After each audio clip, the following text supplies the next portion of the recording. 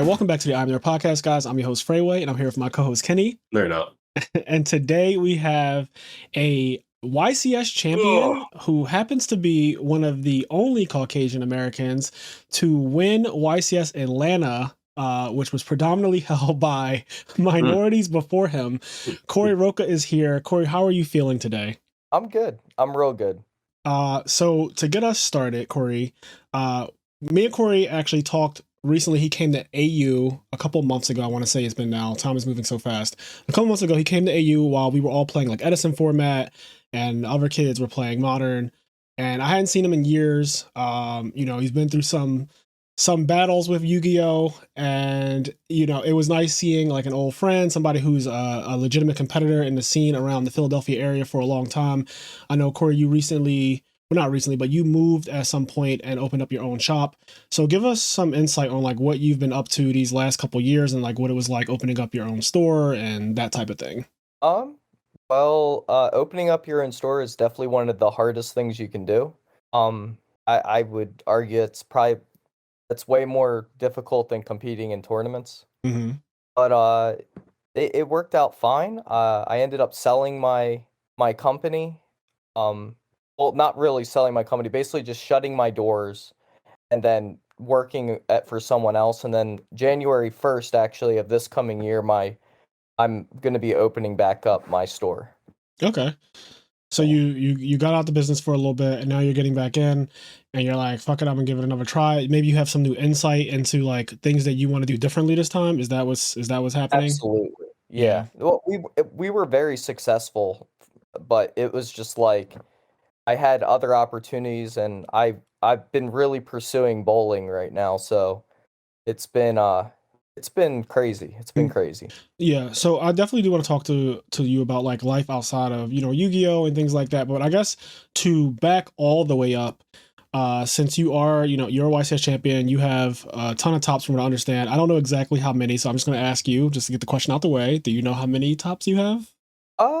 I actually don't know. It's not that many. I don't think it's that many. I feel it's been a long time. Okay, the only reason I feel like it's a lot because when I was quitting is when you were heating up. Like I literally was on my way out in zoo format. I remember that, yeah. I was on my way out and that's when you were constantly like either getting like top 4. I remember you were very close and there was even a point where I think you walked up to me at an event and you said always a bridesmaid, never a bride.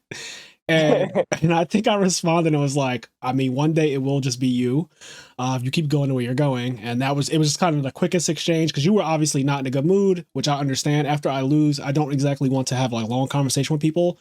It's kind of annoying and obnoxious. I mean, you have a very similar personality about how passive aggressive we can be. So I just was like, I understand your frustration. One day it'll be you. And I just kind of kept it moving. You kept it moving and that was into that. And then lo and behold, you ended up winning YCS Atlanta in 2017 with Paleozoic, right? Yes, Paleo. So because Paleozoic was not meta at the time. It wasn't the deck. I think like obviously Zoo was the deck at the time.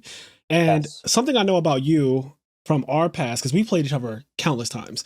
At least 10, yeah. Yeah, we played each other a lot. I mean, we literally went to the same locals for 10 plus years. So like, you tend to play anti-meta often. I'm actually remembering specifically me and you playing each other in Dragon Roller format, and you were using fucking Evil Swarm. Like you have just been always, from what I remember, like sometimes you do obviously play like this is the best deck, this is what people are on, and I'll play that too. But are you more keen to playing anti-meta? Is that like a part of who you are as a Yu-Gi-Oh player? So basically when I started, I thought I was good at that time. Probably around like 2016 is where I was like, okay, I actually understand how to win, but by also playing my own game, I was like, all right, if you play the best deck in the room, there are 9 spots completely devoted against you right off the bat in every side deck. Yes. Okay. So, I mean, good luck drawing Twin Twister. I don't know what to tell you. Yeah. But do you like to take the anti-meta approach? Because like you play Evil Swarm. Playing Evil Swarm and Dragon Rollers is like a clear, like I do not want to play because you could have also just played what's the Prophecy, right? You could have played spell books or you could have just played Dragon Rollers like everybody else, like me. and you chose to be like, I'm playing the Evil Swarm deck. McCabe at the time was playing fucking Constellar, right? So you guys are both like, McCabe naturally is the anti-meta. I know that about him. Yes. Oh, 100%. If everyone's going left, he's going right. I am. Yes. Yeah. But like Paleozoic, because it kind of has a good matchup against Zoo if you get set up right. Like you have that one really ignorant trap card that resets itself if a monster summon from the extra deck. I forget exactly what it's called. Lost Wind. Yes. That was in your deck, obviously, right? When you won. Yes. And I actually got to see some of your top cut matches, and just surviving. Like Denko Seka is really important at the time, but tell us a little bit about like how it was winning that YCS. Like what was the grind like? How did you do in Swiss? Who did you play in top cut? Just give us insight on like what led to it. Realistically, it was kind of just like took Paleozoic last minute. I went to a case tournament actually at Owl Central at the time, and I think now other people own it. I think it's Gamer's Choice or something like that. Okay. I think it's one of those. It was crazy. I lost to Lil Jeff actually in top 4 of that tournament. This is in New York? And no, not New York. This was in Pennsylvania. Actually, I think Christian owns it now. Oh, I was going to say, because Gamer's Choice, I think, is a New Jersey/New York store owned by, yeah. Yes. Well, I think it's the one that Christian now owns. He owns one in, where is it? Allentown, something like that? Allentown, PA, I think it is. Maybe Reading. I don't know. One of those places. It's in a rural part of PA, not Philly. Yes. No, I'm pretty sure it's that one. Yep. Okay. And I lost to Lil Jeff in top 4, and he just like kaiju'd me to death. And I was like, how does that actually happen? How do I play Paleozoic? It's all back row and lose to kaijus. And I was like, you know what? Forget it. Nobody's gonna be playing kaijus outside of like an actual slumber engine. Right. And I should just be fine. I won't be able to put like free bodies on the field. So I ended up still taking it. I started out 7-0. I would say a majority of my events, like the ones I top, I usually go about 7-0, or I lose round 2. First loss in Swiss was to another Paleozoic player, and I thought it was like the weirdest thing ever. He just happened to be playing 60 card Paleozoic. I was like, man, that's like crazy. And I remember even thinking, like, I was like, man, that deck's actually better than mine. I hope he doesn't top. And like the event right after this, Joshua Smith actually won with 60 card Paleo. So you knew. This time, yeah, I already knew that it was the best deck at that point. I was like, that's crazy. Yeah. Obviously, games 1 and 3, he opens grass, and I just walk away. We're done here. Like he didn't need an opponent for what he did to you. No, I could have been a blank chair. Yeah, I love those matches. I love the ones where I just get absolutely fucking scraped and I get to go about my business. Like I didn't need to sit down at all. You just kind of, they were playing solitaire and you just happen to be the person in front of them. Sometimes it's nice because it's like, man, I'm kind of hungry. Yeah. And now I got time to eat. Yeah, it takes a lot of stress off when you get creamed quickly. Like it was just like easy clap, 0 difficulty. Like you put up no fight whatsoever. That person just runs you over and they go about their day. They probably, a lot of times it's people who you don't even know. Like it's just like some random person. Like rarely is it somebody you're like, okay, this person's good. I need to prepare for like them to make really high technical plays and stuff like that. It's like, nope, I've never heard of this person in my life. And it just absolutely fucking railroaded me out the game. It's always those. Yeah. It's always those. Yeah. Oh me and you, one of the things I love about our relationship has always been like, we just have a very sarcastic way to talk about Yu-Gi-Oh and just the game and like the players and a lot of general. Yeah, and a lot of it is inappropriate. Like a lot of it won't make it to this podcast, but we just have one of those relationships where we just kind of talk about how people, like they slobber at the table, like they're just sitting there like trying their hardest to do whatever. I don't know how they shuffle their cards, honestly. Yeah. You're like, I'm surprised you have sleeves. Like it's just that has always been a thing. But I've enjoyed that. Okay, so yeah, you ended up taking it. What did you just play against Zoo in the finals? I forget. So out of my 16 rounds of play, I played against 14 rounds of Zoo. Oh, okay. So I was going to do a tournament report at the end, and for my team's channel at the time, I basically just said I played Zoo, and that was it. It was just Zoo. What were the 2 other decks? Was it mirror matches? Like one of them was Paleozoic. Yep. And then the other one was actually grass. The other grass, Infernoid. Okay. Yeah, that So deck. I just don't like. I hate grass decks. Like that shit was so degenerate. That was yeah, just a degenerate time in Yu-Gi-Oh. Not to say that Fusion Substitute Zoo was any better, but like that grass was was. invented at that event, Atlanta. Yes, I remember because then after that I started playing it and I played it for like an ARG. I remember topping the ARG. But Fusion Substitute that is what made me quit. I quit on Fusion Substitute Zoo. Like that was too much for me. I could no longer deal with the game. I was like, all right, this is at the point where I'm like maining DD Crow or like siding DD Crow in against Zoo and all that. And if you don't draw an immediate hand trap like Maxi or something, they just go like Yeah. +7 on you and you're just holding. It just wasn't fun. But that I was stopped definitely playing competitively during Goki, where it was if I don't open a hand trap, yeah. I They don't get to even begin playing. yeah they actually like take all your cards. Yeah. Not even jokingly. Like you actually can't play the game. Yes. Yeah, that's 2018, right? Goki, because I definitely did not play in Yes. that format. I didn't play a single game in Goki format, but yeah, the game went into like a very dark period because it was like Goki, Sky Striker, and I think at one point Pendulum FTK became a deck. Mommy's in the living room. Oh, Sorry. Killer. Yeah, so He's going to bed. I think there was Goki, there's Sky Striker obviously at some point, and then you had the Dark Pendulum like FTK deck or whatever. And I Yes. just I was judging regionals at the time. Like I was just completely judging, and I had no intent on playing after seeing what I saw. People just losing on turn 1 consistently. It was like, yep, you tried to stop me. One hand trap was simply not enough. I'm going to FTK you now with my Pendulum deck. And Yep. it was very consistent. And I just did not enjoy what I was seeing. So I was like, I have no incentive to come back. And then I just kind of continued. Like the game just continued to be that way where maybe you didn't get FTK'd literally, but people were getting FTK regardless for this next several formats. Like, okay, Thunder Dragons, like turn 1, they set up a board where you can't play either. It's like, all right, well. I know. So yeah, Yu-Gi-Oh's changed a lot since I stopped playing. And it's probably changed a lot since you've stopped playing as well. Like even right now, the game is probably not similar to the way it was in 2018. Like 2022 Yu-Gi-Oh! Ishizu Tier, Thunderies, like those are the 2 biggest decks, and I guess like Sprite to I've some always degree. tried to stay like somewhat up to date. Yeah. But I remember, like, you can ask everybody in this area.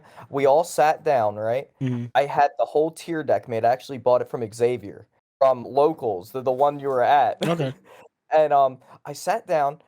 I put up my board. I was like, man, this isn't anything. But like this was before the Ruckalos and all that, the newer stuff. I was just like, this is like I'm putting up nothing, but it's just too much. Yes. It's actually just I think it's one of the strongest decks of all time. Like not even close. Yeah, I think it is too. I had to come to terms with that as well. Like I always think of strongest decks of all time, and like one of them being Pepe Bosch. That deck is just like most decks in the history of Yu-Gi-Oh, including now, I think will lose to that deck going set 3 fucking Solemn Strikes, summon Cyber Dragon Infinity, summon Rafflesia, pass, and like I just don't imagine you're gonna play through 3 Solemn Strikes and a monster that protects them, and like they have a full hand too and follow up, and it's just like Maxi's in that format as well, so they might have Maxi. It's just a lot going on. But the tier deck is scary because it can play on both people's turns, like actually, not even jokingly, like actually play on both people's turns, and it doesn't put up like some crazy like triple negate and all that board, but it does do a lot of ignorant things, and it goes really plus. I mean, you lose the game both ways. You figure if you go first with Ariadne Pepe, you're losing to back row and front row. If you're playing tier and you go first, you're losing to front row and back row. Yeah. It's those decks that can cover like, oh, I have something engraved that can stop you. I have something on my back row that can stop you. I have something on my front row that can stop you. And it's like, how do you cover all 3? Yeah, it's too much. It's just too much. Yeah. Well, how did you even get into Yu-Gi-Oh? Like when did you start playing? How old were you? I was 12. Okay, that's around when I started playing, I think. 12, 13. Yeah, I didn't even watch the show. I wasn't into anime or anything. I don't even think we could afford cable at the time. I'll just take that question off. Yeah. I was gonna ask, did you watch the show? Did you watch the anime? Yeah. I'll just delete that question right now. Go ahead. Continue. Right. So yeah, you didn't watch the anime, but how did you like get into the cards and stuff? What happened? Uh, Basically the lunch table at school. There's these kids playing, and they were all like, this is like the foundation of games. 7-colored fish. Yes. I remember the first kid that walked into our school with like a Gemini elf, like he was rendered Sultan on the spot. It was amazing. Yeah, you couldn't do anything to him. Yeah, what am I gonna do? What am I Not with actually a gonna Tatsumi do? Giant. And the first deck I actually ended up building, I'll never forget it was gravity. It just goes to show what I was playing then and where I ended up going in the future. But I played the princess, where every time you play the princess, the Solemn Wishes card, and Gravity Bind. So every time I gain life, my opponent loses 5 life. So I was still playing the whatever it was called deck. I was like, all right, if everybody's trying to attack me and everybody's just trying to draw better attackers, why not just shut down all their attacking and burn them? Yeah, so it sounds like you do have a natural anti-meta spirit. Like you naturally want to kind of counter the meta. Has always been a part of how you played the game. It's very strange. Just like thinking about that right now actually puts that into perspective. Yeah, because I try to figure out what kind of player everyone is, because I am a person who I do like a bit of anti-meta myself. Like I have played my fair share. Like obviously I'm also very competitive, so I will just play the best deck in formats where I feel like there is nothing that can really contend with it. But oftentimes I found myself doing shit like playing Gravekeepers, for example, or, I've made my own homebrews and play like Metalfoe Magispecters, and like I think you actually are the person who interviewed me when I talked with that deck in Minneapolis in 2016. I did. Yeah, yes. You actually did that interview. That was my last top, and then after that, I think my last Konami top, and then I believe I topped that ARG or whatever with Fusion Substitute Zoo. But then after that, I was like, all right, I'm good on this. Like, I'm okay now. Yes, but in general, I think I sometimes just go like like I played Karakuri before at a YCS, and like I didn't top with it, but I won an Xbox tournament that Friday before, and Karakuri like theoretically could do some good things against plants, which was the best deck at the time. I've tried to go anti Dino Rabbit. Yes, I've done Dino Rabbit when it was like I played an anti-meta version of Dino Rabbit with macro and all that. I played wind-ups when they were not the best deck anymore. Like I've always tried to go and change things up, and then sometimes you just like I can't swim against the current. I'm just gonna play what's actually the best, like Dragon Rollers, for example. Something I find interesting about what you said is like I find there's more than one reason why people play different decks and styles, like anti-meta. Like I find there's a group of people play anti-meta because they're almost scared of the meta. They're scared to play those cards, or they don't want to play those cards. They have too much pride to play those cards. They don't want to deal with it, or they're not confident they can do it. But then there's another side of it where it's solving a puzzle. And what you said was interesting. Like, if everybody's playing this way, how do I deal with that? How do I blah blah blah? And it sounded more like solving a puzzle and less like playing out of fear, which I think is a more healthy approach of going about building a deck, or building a deck that's quote unquote anti-meta. Because that terminology didn't exist when you were playing in grade school or whatever grade it was. Yeah, there was no such thing as anti-meta. It was you just solving a problem. Oh, Gravity Bind stops all this bullshit. Yep. It was such a good one. What's your favorite thing about Yugioh? Like, what is the reason why you are so passionate about the game and have dedicated a good portion of your life to it? Deck building. I love building decks. There's only been three times where I guess I could say, like, okay, I topped with Nekroz, Wind Up, and I know there was one other deck that was like it was actually like the best of what it was at a time. Oh, and one Dragon Roller. We had only one of each roller. Those were the only times that I've topped with like the best deck. I get so much pride out of, oh, everybody, that's cool. You went online last night. I already know what you're playing. You changed 3 cards, and now I'm about to body you with something that you have no idea you're about to see. Yeah. And that was like so fulfilling for me. I don't know what it was, but I would say I lost with the best deck so much more than I lost with a deck that I actually practiced with and sat at my kitchen table with and ran the numbers on. And yeah, I agree with what you're saying, because I have been there for a lot of your bad beats, and again, we have that funny relationship where you'll just say like the most absurd thing after like a loss. It'll be so sarcastic, and it'll just be like one of those moments, or like it'll be me like, yep, he had 29 cards left in his deck, and Heavy Storm was the only card he could have possibly drawn, and of course he drew it. Of course he did. Why wouldn't he? And it's just like, yeah, but it's so satisfying though. Like winning with the best deck is one thing because it's like, okay, my deck is way superior to like everything that's not this or supposedly it is. But when you do something that's kind of like off meta or you have some like crazy tech choices or you're just like on something completely different than the rest of the room, it does feel really good to succeed with that and in those moments. So absolutely. Yeah, I know that feeling you're describing.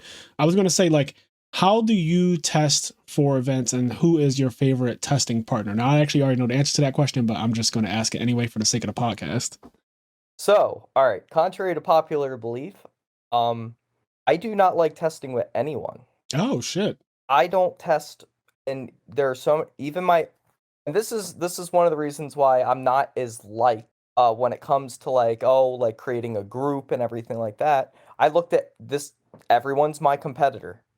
Sure, I can learn things from you, but if you take something and learn it from me, and I spend more time, it's like going to school, working your ass off, making the best paper in the room, and then somebody plagiarizes it the night before. I mean, I just feel like I had more to give than I could receive at that point in time. Okay, so it's not Steve McMurdy. That's my brother.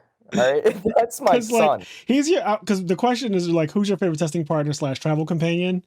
And he's my favorite person. Yeah, but Period. Like you prefer to like do everything yourself and hopefully not have it backfire on you if you were to try to test with somebody and they learn you, the person, or learn like what you're on, and then it gets used against you, and the off chance that actually comes up. I understand that. That is a mindset that I used to have very strongly because I always felt like I feel the way you do. Most people who want to test with me or want to create some kind of group and stuff, I don't always feel like we're all on the same level. And as harsh as it is to say, it's like, I don't think I'm going to learn something from you, but you 100% will learn something from me. And again, that was the mindset that I used to have. I don't carry that mindset anymore because I do think that you can learn something from everyone now. Like I truly do, because I've learned things from like Gus, for example, somebody who plays like the most random shit, right? But every once in a while, like he'll come up with an idea that is so off meta, so random. Most people didn't even read this card in the set. No, most people didn't even know the card existed in the set. And I'll be like, this is actually kind of fucking broken. Like this is not even kid. Like this is just straight up broken and no one realizes it. And that kind of stuff is like cool it only happens once in a while, but like when it does happen, it can literally be like you can win a tournament off of it. It could be meta defining. It could be. It's so funny you're saying that. Do you know Mark Reed? No, I don't think so unless I know him by like seeing him physically. He's a Delaware duelist. He's a Delaware duelist that for the most part only played at Days and Nights. He's the person I learned about Lost Win from. I played locals against him and I was testing Zoo and he lost winded me. I had to pick that card up, read it 3 times. Okay? Yeah, I love that. At that point, I was like, oh, a trap that resets itself and I can play Paleozoic, so it's like I get 2 triggers on all of my cards. I have to play that deck. So in a nutshell, he has a piece of my trophy. Yeah, like he influenced it. He does. He has a piece of it. And that's what I mean. Like, so that, and granted, that can come without you testing with the guy. Like, you could just play him at locals and be like, oh, what the fuck is this? And then you read it 3 times, and it's like, and once you read a card in a match, in the middle of a match, you probably lost. Like, we just know. Yeah. So it's too late. Yeah, that's like a real life video. Like that's the show. In the show, you activated my trap card, and then next thing you know, the trap card just does way too many fucking things that conveniently happen to destroy you in your situation right now. That's so funny. Yeah. I was gonna say, do you have like a top cut misplay that haunts you, or that you think about often, or like that you used to think about often? I'll give you an example before. So think about that question, and I'll give mine first. Like a top cut misplay that I made that like really, I'll never forget it. It doesn't haunt me anymore, but like it haunted me at the time. So I was playing X-Sabers because at the time McCabe had topped a lot with X-Sabers, and he had even won a couple prize cards with X-Sabers, and I hated the deck like the way he hated Plant. So I was the Plant player and he was the X-Saber player, and we both were doing well at the time. Like we both were topping YCSs and stuff, but he had consistently done it with X-Sabers over and over and over again. So I was like, fuck it, I can top with anything. I'm going to play X-Sabers. I'm going to be you for an event and top with X-Sabers and like go against the Plant deck. So I played X-Sabers for YCS Providence 2011. and I ended up topping the event. And it was actually one of the easiest tops I ever had. Like, honestly, I realized the reason why he was topping so much with the deck. People just don't know how to play against X-Sabers at that time. Like, they just would attack a face down Ember's Blade, and like the game is just absolutely over. Like, why are you attacking face down monsters? Like, what are you doing? But like, so I realized, like, oh, this is actually super easy. Like, I just literally set Ember's Blade, set 7 tools at a bandit, and the game's over. Like, you attack, I get fucking Dark Soul. Next turn, I go summon Full Helm Knight, summon Fall Troll. You try to trap me, I go 7 tools. And the game, like, it just falls apart. Make Hunley, pop all your back row. Fall Troll, bring back this guy. Decks. It feels so good. One of the best decks I've ever played. Honestly, I wish that I played it sooner and realized that, like, there's a reason why your best friend is over here destroying everybody and getting top 4, top 3, and all this at YCS multiple times with this deck. It was genuinely very easy to beat people with. But I get to top 32 at YCS Providence, and I play against, I think, the only really weird deck in Top Cut, which was Herald of Perfection, if I'm not mistaken. Oh, really? Yeah, I think I ended up playing against Herald of Perfection. But that's not even why I lost. What actually, the misplay that haunts me is that I didn't know how Poshul worked, like X-Saber Poshul. He's the guy that, yes, he's the guy that on the standby phase, he activates to deal 1,000 damage to you, right? Mm-hmm. And I'm pretty sure I was beating a guy down with like a Doom Caliber Knight. Like, I'm pretty sure I had a Doom Caliber Knight on the field, and I'm like attacking the fairy guy, and at some point, I probably had Fall Troll in my hand or something. So I was like, all right, I'll do an in-phase Reinforced Truth. For people who don't know what Reinforced Truth is, it's a trap card that says, special summon a level 2 warrior monster from your deck. So I in-phase Reinforced Truth, summon Poshul, I draw for turn, and I'm like, I thought that it was a maintenance cost, that 1,000 life points. Like, I didn't think that it was an effect that activates and uses the chain. So standby phase comes around, and my opponent's like, all right, well, your Doom Caliber Knight and your Poshul will die because Poshul activates and kills it. And I was like, what? No, it doesn't. Like, and Doom Caliber is mandatory, right? It is mandatory. And I think Doom Caliber tributes for cost at that. So I lose Reinforced Truth, the Doom Caliber Knight, my setup for Fall Troll. He no longer has to worry about Doom Caliber Knight, and I just instantly lose the game. And I'm pretty sure that was like game 2 and I lost game 1 or something like that, because he opened up real nice game 1, or whatever. However it ended up happening, I'll never forget that, because that was one of those things where I just didn't know the rules and the actual way the card worked. Because when I say I literally picked up the deck and just played it because I saw how well McCabe was doing with it, and I basically was saying to him, like, anything you can do, I can do. Like, I can definitely play this. I can definitely top it. I've seen you do it enough times. We've played each other enough times. I'm not even going to test it. Like, I did not test X-Sabers before that event. I literally just picked up and played it and top with it, because the deck was so fucking broken, and it was that, like, easy for me to technically outplay people with that deck. Very, very easy deck to play with at the time for me. But I didn't know the intricacies of stuff like that. Like, I didn't know that it was like Chain Link 1 Poshul activate. I thought it was like, I can see why that would haunt you, because that's like one of those things where you feel like you're a good enough player where you shouldn't have done that. Yes, that's a play that, like, if somebody did that to you, you'd laugh at them internally. You wouldn't do it out loud, but maybe you'd do it out loud. I saw his face. His face said he'd do it out loud. I would definitely do it out loud. His face said he'd do it out loud. The crazy thing is, I'm already a YCS champion at this time. That play hurts. It hurt really bad. It haunted me for years, because again, at this time, like, I'm already a YCS champion. I've already, like, topped a couple events, and there's like an expectation, right, that I wouldn't do something so knuckleheaded as go -2. Like, I just went -2 for no reason at all. But that is just the kind of thing that, you know, like, it can happen. And everyone who's ever played Yu-Gi-Oh obviously misplays. I think that if you play long enough, you'll misplay in Top Cut, and it will be the reason why you lose in Top Cut. And because I played lose in Top Cut if you misplay and your opponent doesn't. Yes, that's the way it should be. It should be, and it would be nice if it worked like that every time. But you know, it does not always work like that. It does not work like that. No. Yes, but is there a misplay that you can, like, recall that really just, like, you're like, damn, I might have been able to win this tournament? Or yeah, like you said, everybody's got one. Yep. Like, literally keeps you up. So you and me did things very backwards. You got I think your win was what, your first event top? It was my first top. Okay. Mine was like my 13th, somewhere around in there. I don't remember. I think it was 13, because I was like, wait, I your 13th top? Yeah, my 13th. Hold on a second. I just want to interject. when this podcast started, Yep, I asked him a Fraser very said, basic Fraser said, question. how many tops do you have? And you said, I don't know, but not a lot. He and did say then he that. just said, 13's a lot of tops, and it sounds like there might be more. Well, I don't know. I play this game. 13 is a healthy amount of tops, my friend. 13 is a lot. Okay. No matter how you, 13 is a fucking lot. Most double digits. I don't care what you say or think. Double digits is a lot. Like that is a fucking lot of tops to have. Okay. So if your win is on your 13th top, even if it's your last top, so mine is like my first, and yours is maybe your last or whatever. Like that's a lot though. That is a lot. But yes, that answers the question from the beginning. So for people listening, Corey does have a lot of tops, and he's been fucking sandbagging us this whole time. I'm not sandbagging. He's been fucking sandbagging us. But as Fraser knows, so I got third 3 times going into my win. Yep.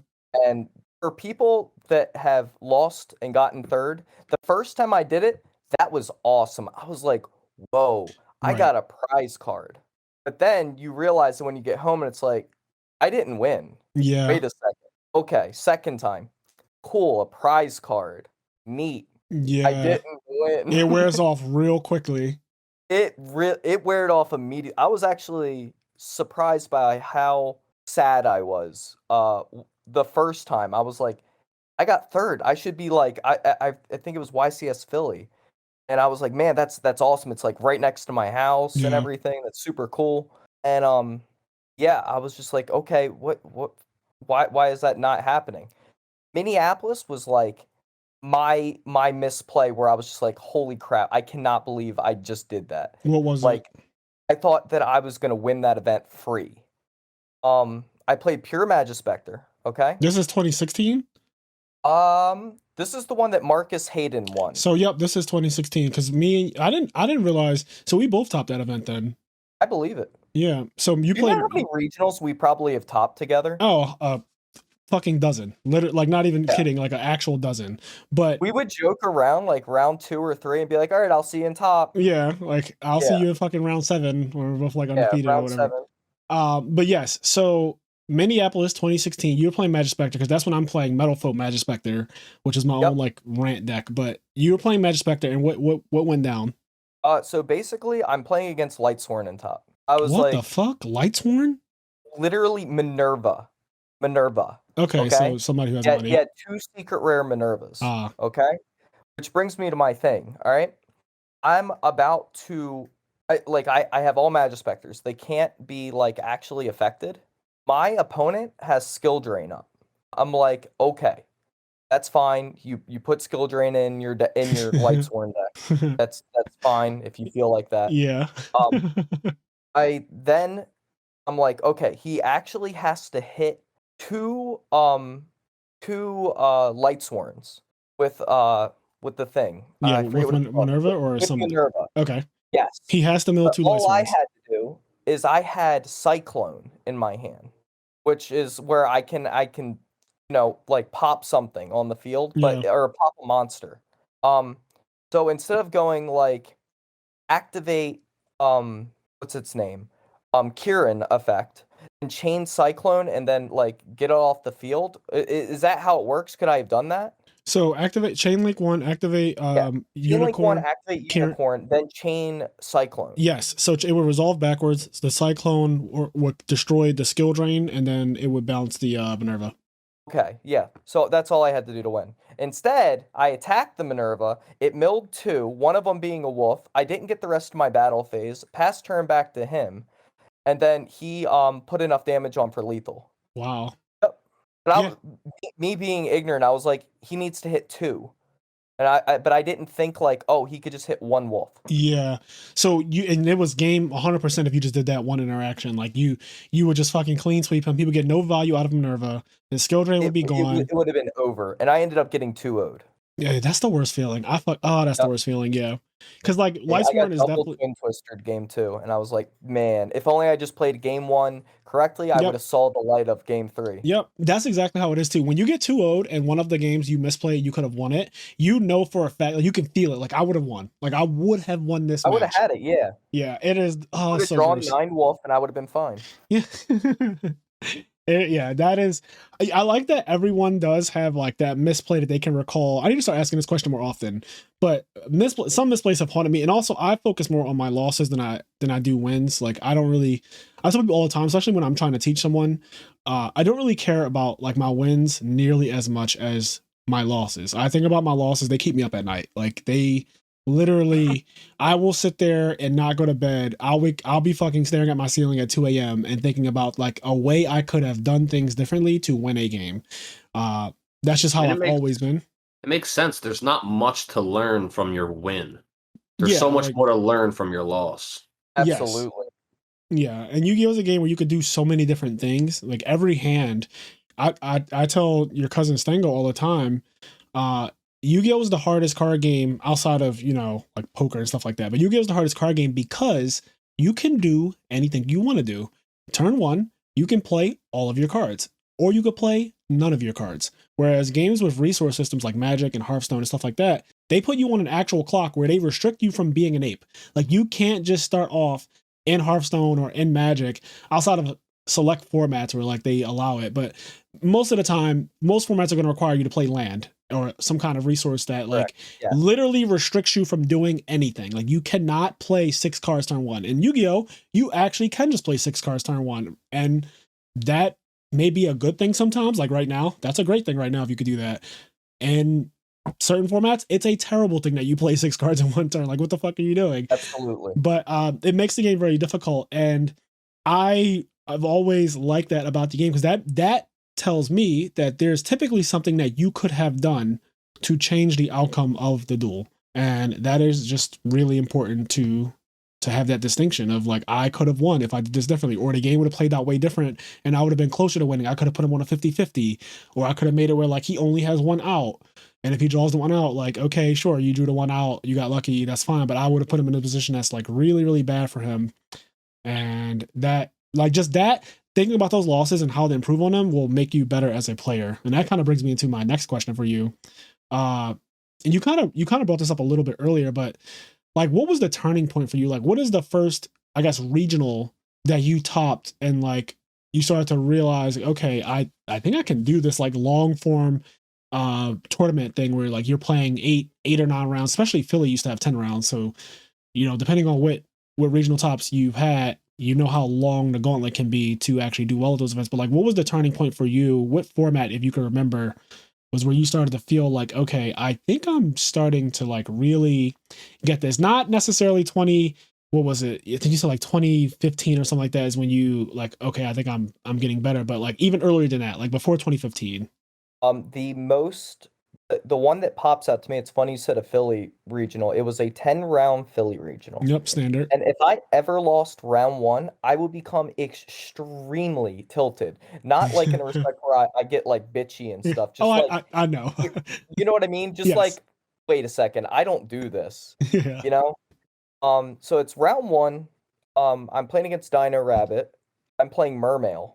My opponent goes first. He opens up macro. I'm playing Mermail. Yeah. That was cool. Game 2, I got to go first. That's, you know, whatever. I put up Sphere and head away to, or not Sphere. That was Regeki Break. I set Regeki Break. I was like, okay, I beat Rabbit deck. Yeah. I have a Regeki Break. And yeah, you got to interact with him. Yeah, I have one interaction. Yeah. Piece. And that was just too much. Game 3, he goes activate D-Fissure. This one hurt. And he set 1. I opened up space. I think space was like at 1 at that point. I space the fissure, and then he activates macro. I lose. Yep. Then I ended up I learned how to calm myself down after that match. I was like, there's nothing you could do. There's no reason to get upset about it. And my feelings have always been in the mix forever. And I ended up winning 9 rounds in a row. It was a 10-rounder. Yep. And I was like, okay, I can do this now. Even if I take a bad beat or whatever, I can bounce back from it. That's interesting that you talk about, you're more so speaking to mindset, which is important. A lot of people think that like the Yu-Gi-Oh accomplishments all come from having the best deck or having the best technical play, but a big part of it also is actually mindset, because you can be the greatest player in the world, but if your mindset gets fucked up or you get tilted, like how you mentioned, like sometimes we get tilted from our loss, especially if they're round one, and especially if they're uncontrollable. Like uncontrollable losses can really tilt you, especially when you like younger and your emotions are much higher. Like you take the game a lot more seriously than but the mindset to snap back doesn't come for a while. It didn't come for a while for me. Like I've had a lot of early losses, like you say, those round 2 losses where you win round 1 and you're like, okay, I got the first round jitters off, I won round 1, and then round 2 you just like lose. Like you don't even know exactly where it went wrong. Like your opponent just beats you and you just feel so shit because you know that there's 8 or 9 more rounds in this tournament and you feel like there's no way I'm going to fucking top this. It and is a grind. That mindset of feeling defeated if you don't break out of it, like it literally could be the end of your weekend because of that mindset. But you managed to like turn that around, and that was the turning point for you, because that's like the original question. So that's good. That's good to know that was one of your developments as a player. Just like, I think it's important for newer players to realize just because you won the event, it doesn't mean you played the best, and it definitely doesn't mean you had the best deck in the room. Because I know it's like a superiority complex. Yeah. Where it's like, oh, I won because I played the best. Yeah. My win, and I even said it in the interview afterward, I was like, I'm actually surprised I won this one out of, all the like others, you felt like you should have won one of the other ones, and you're like, I definitely should have won one of the other ones. And I I know was that like, feeling. I had the 3rd best deck in this room. You figure in that top cut, Frazier, I had the Fusion Sub-Zoo deck already in that top cut. Yeah. And I also had the 60 card Paleo deck. Yeah, so you had no business. Like you had no business. That's crazy. That's actually crazy. I had no business walking away with the trophy. Yeah, that's how it be sometimes, but you are 100% right. Oftentimes, I would say majority of the time, the person who won the event did not have the best deck and did not play the best either. Like it is totally possible that there's someone out there playing better than you technically, like their technical play is tighter than yours, whatever, and that can be something that's like debated and all that, and we can set a rubric for what technical play means and what goes into it and give it a rating system. And then also the deck building part, like you just know that there's no, like most events are not won by the best deck. Like they're just won by a deck.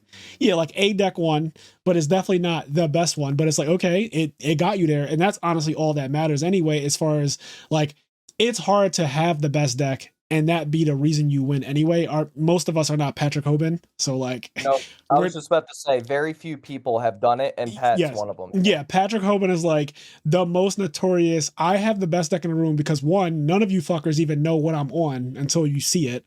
So like that's just like a huge advantage. Like he played his deck for example, like he won YCS Toronto, I think 2014, and he was one of the first people. And this is so weird, because it seems so obvious in hindsight, but he was one of the first people playing triple Super Poly Shaddolls. And he just went undefeated. I remember. He just went undefeated. Everybody got destroyed. I have to hit that out. Everybody got destroyed. That's a little old school Yu-Gi-Oh for you. That's the old school Yu-Gi-Oh right there. There you go. 44 minutes edit point. Let me just type that down. But everybody got absolutely destroyed. It's like, how do we not see triple Super Poly with like the baby dragons, the little like Wyvern Buster and Collapse Serpent, Charge Light Brigade, Lila's, like Raiden. Like it when you look at the deck list, it's like, this doesn't look like something that's so special. But then you look at what everyone else is playing in a room, and you're like, holy shit, we're all so stupid. Like, why are we playing Artifact Sanctum and Moral Tech? Like, why are we doing that? Like, why are people playing Artifact Shaddolls? Like, why is that a thing? Why is that something that's happening in this room? Like, I know Hoban's like most known for Upstart Goblin, right? And that's cool and everything. I definitely utilized Upstart Goblin after I saw him use Upstart Goblin. But I think the biggest takeaway from what Hoban has taught us was, why wasn't anybody playing Vanity's Emptiness? For the love of God, why wasn't anyone playing the card that says you can no longer play the game ever? Yeah. And he made several decks that flipped that card and then did something ignorant, like Stardust Spark Dragon, or that one Beetle Exceeds monster that like fucking targets a card. Key Beetle. He's just like made so many ignorant decks that you literally can't play. And that changed the game a lot. So a lot of times, like his wins, all fucking 8 of them, like he really did have the best deck in the room. But I would agree that most people who win a tournament or who are, are not necessarily the best player and not necessarily the best deck, but they got there, and there's nothing wrong with that. It's just that like statistically, it's really hard to be both of those things and also win. Like it's hard because like it's still Yu-Gi-Oh! There's still variance. It's funny because that's the deck that's going to get net decked the most. Like the deck that Yeah. wins. Like you're saying at your tournament, there was at least 2 decks better than yours. Yeah. Which is funny because that you said the next YCS, the guy playing the grass version of your deck wins the Josh YCS, right? Witt won the very next one. It's it funny was- because there's probably people that went into that YCS using your version of the deck. 100%. You won, so they net decked that version of the deck, and like they don't even realize like the blueprint for the better version was right there. That's crazy to think. Holy crap. I never thought of it that way. Yeah. if Well, they Josh all they have realized to it. do- Oh yeah. Don't look at my deck. Look at the guy next to me. Yeah, The guy sometimes that it'd be like lost in that. top 16. Look at that guy's deck. He had Yeah. the best deck. Because you don't know exactly like when we put it in context, sometimes bad beats happen and like people just get super unlucky. I've been there for sure in some of my top cuts that I feel like I should have won this tournament.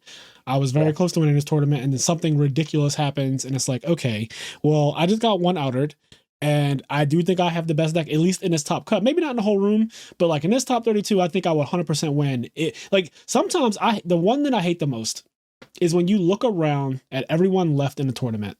You're like, okay, this is the top 16 or this is the top 8. For example, me and Nazar, Dallas 2012. So me and Nazar are in top 8, and both of us are playing Dino Rabbit, and we get paired against each other in a Dino Rabbit mirror match in top 8. And literally, we sit down and we said to each other, whoever wins this is winning the YCS. No offense to the other 6 people, but like we looked around and we just saw fish. Like we literally just saw fucking fish. And it was like, yo, this is actually the YCS finals right here. He wins game 3 and he wins the entire YCS. And it wasn't even like, it was pretty much uncontested. Like he just scraped top 4, scraped finals, collect second YCS win. If it was me, it would have been the exact same thing. No question. It was like, you just look around, you just know like this is my tournament. You're the last person who could possibly take me out, and it happens sometimes. And it just really really sucks. Like it could have been my day instead. I wish my top cut was like that. My top cut had like 20 rings in it. I was at that point I was bottom rung. I was like I was the fish. You would have not. You would have. I was actually the fish. I played against Kamal in top 32. Yep, that's East Cunningham in the finals. Who else? Top 16, I played against a pendulum guy. Top 8, I played against the Jonathan Ramirez guy. Mhm. Something like that. He has 2 wins. I know just what like you're talking everyone about. I Jonathan Gomez. everyone I think, played against. Yeah, you had some really. I mean, there have definitely been top cuts that are like, this is absolutely stacked, but somehow you get real deep, and then a lot of like the good players are just gone. Like you look around, because Dallas 2012 is not like there weren't a bunch of people in the top cut who were like notable and stuff, but they had just got knocked out. They just so happened to leave me and Nazar alone to like take the tournament, and that is the most frustrating thing because you're like, I am so close. Like you are the last one. Like if I beat you, I got this. Like I just have it. And that type of stuff. When I think about those, the feeling of that rush of knowing like I'm so close to winning this, that makes me want to play modern Yu-Gi-Oh again. Like there's one of the only things that honestly entices me about it is the feeling of getting in a top cut and then like winning like 2 or 3 rounds and being like, holy shit, like I am very close now to like doing this again. Like that feeling is definitely euphoric as hell. And I haven't felt it in a very, very long there's time. no replication for that. Yeah. Oh man. Okay, so before we get off the Yu-Gi-Oh talk, I wanted to bring up Nationals 2012. So what's your Nationals 2012 story? Because you were I'll let you explain exactly what happened Nationals 2012. Okay. We talked about this a little bit before we started recording. So 2012, yeah, it was 2012. So that was my first top. Well, my first Konami top at Yep. that time. At that point, hey, honey. At that point, had to play again. First off, I didn't even know how to play my deck. Jeff Strain actually taught me round 5 how to play my deck. What were you So- playing? I was playing Wind Up, which wasn't just pick up the deck and go. No, it wasn't. But And also, hey, real quick, before you get into it, let me just give some context to what 2012 Nationals looks like because it is 10 years old now. 2012 Nationals is ruled by Chaos Dragons, Insectors, Wind-Ups, and I think Dino Rabbit too. Those were the 4 decks. Yes. Those were the 4 decks. So that's 2012 Nationals for people who are like, what the fuck is that? But go ahead. Yeah. So you played windups, round 5. You get a nice lesson from Jeff Train. My deck did not have Factory in it. Oh, nice. I played Gores and Foolish Burial instead of Factory. I also played BLS. Okay, I don't fault you for that one. If you ever think that you topped because your deck was good, let this be a lesson. I mean, I certainly have. I definitely have some tops where it's like my deck was better than me today. Oh my god, that deck was so bad. I go back and look at it sometimes just so I can get clarification that I had a brain back then. It's so bad. But yeah, I ended up making it to top 16. I'm like, oh my god, win one more, go to Worlds on my first top. That's a dream. Obviously, I didn't win because I didn't go to Worlds. I played against my friend at the time, Rubio, who ended up also not going. And Rubio's from Jersey. So we've had many interactions before, and it was just, yeah. Okay, so funny thing about Kevin Rubio is he beats you and he earns an invite to Worlds. Yes. And before him in 2011, Jeff Walker, aka Meatball, he also earned an invite to Worlds, another Jersey player. So there had been like this weird thing going on where Jersey players would, at nationals, they would just go real deep, like really, really deep, and they just would not actually go. Like they just wouldn't fucking go to Worlds. They would just get the invite and not go for whatever reason. Everyone from Jersey, I don't care if they were just born yesterday, you are now technically a Worlds competitor. You just go if you wanted to. Yeah, so he beats you. He's like, all right, I'm not even going. Well, I don't know if he knew at the time, like immediately, frame 1. Like, no, I didn't find out till later, and I was like, it's like I got crushed all over again. Yes, that hurts, because that is a dream. Going to competing in Worlds is like a dream for every really competitive Yu-Gi-Oh player. Like it's one of it was one of the highest honors to be able to do that. No American has won it. So for like, it's still crazy to me that there has never been an American that has won Worlds. Like that is still something on the table that somebody is eventually one day theoretically going to claim. Like there will be eventually a United States champion who wins Worlds, and like they are the first one, and that's going to be fucking huge.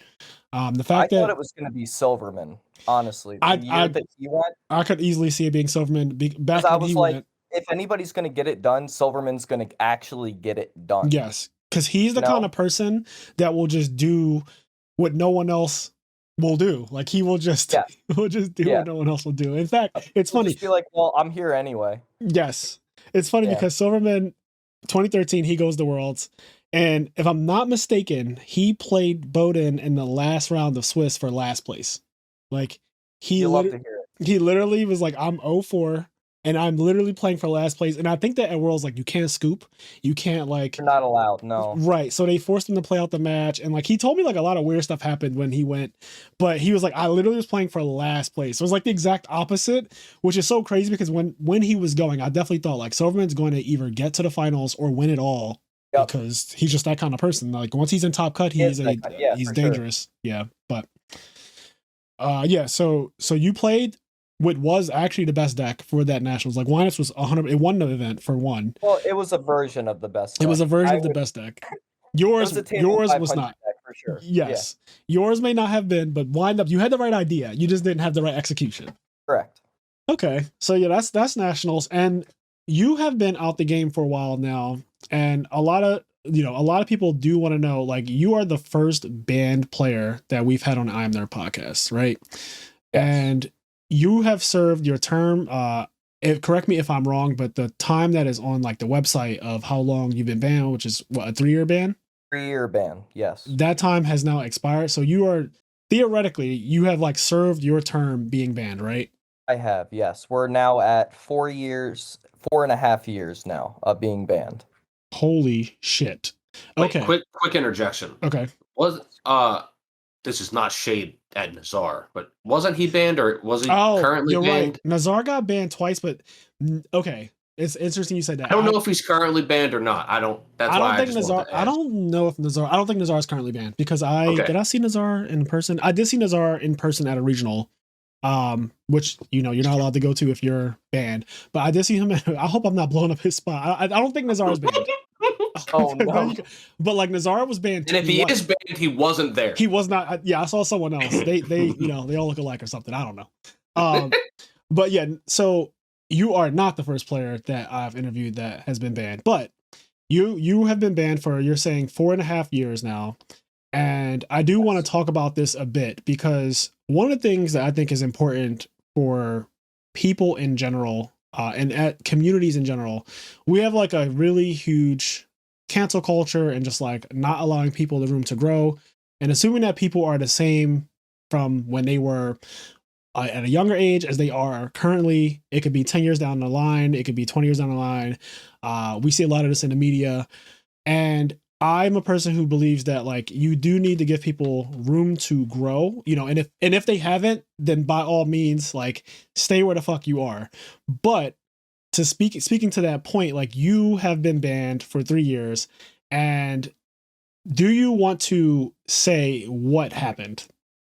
So after the 3-year ban, I put in to be a player of good standing. They messaged me back, probably about 2 or 3 months later after that fact, because I know they usually meet up, like the penalty committee meets up usually when they do ban lists. Mm-hmm. And they said, we have declined to move you to a player of good standing. You may reapply again for another 9 months. Oh, is that how that works? I never knew that there was a formal. I didn't know that it was that formal where they tell you like we are not allowing you to come back yet. Yep. So you got banned for 3 years, and then so when you're banned for, it says okay, you're banned for 3 years. So when 3 years pass, it doesn't just go. You can't just go to a tournament. You have to 3 years has to pass, and then you have to apply. Yes. To be allowed again. I see. Yeah. So okay, I'm not going to say exactly what you got banned for, but what you got banned for was for that Facebook post, right? So honestly, if you want me to be completely honest, I should have been banned for that, but now I'm not too sure. So that transpired in 2014. Okay, so it's been 8 years. Yes. In 2018, I was banned. Oh, so wait. Okay, so you made a comment on Facebook in 2014.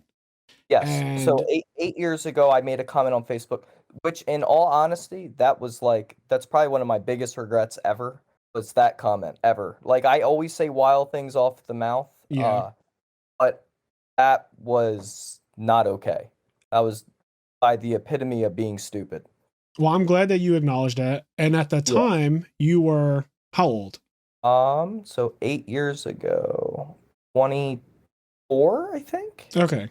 Now, I can admit that I have for sure, because Facebook reminds me, Yes. I have for sure said some things that I am not proud of today in my 30 years of age. Like there are 100%, there are things probably on my Facebook right now that are, if somebody were to go digging, and don't you fuckers do it, but there are things that Facebook will try to time hop and remind me of every morning that I have to go and delete at the time. Like, why did I say this? Like, this is crazy. Yeah. But like, we all make mistakes. And I'm glad that you, without any provocation, said like, this is one of the dumbest things I've ever done.